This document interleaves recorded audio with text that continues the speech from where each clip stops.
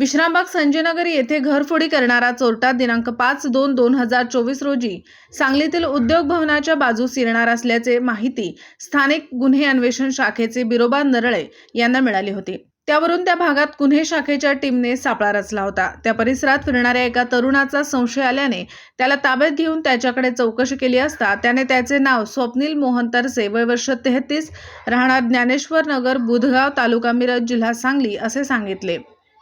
त्याची अंगझडती घेतली असता त्याच्या हातातील प्लास्टिकच्या पिशवीत सोन्या चांदीचे दागिने मिळून आले। त्याची कसून चौकशी केल्यानंतर त्याने सांगितले की सांगलीतील विजयनगर चौकाजवळील सैनिक नगर, होळकर चौक आणि मीरा हाऊसिंग सोसायटीमधील बंद असलेले फ्लॅटमध्ये घरफोडी चोरी केल्यानंतर मिळालेले ते दागिने असल्याचे कबुली दिली।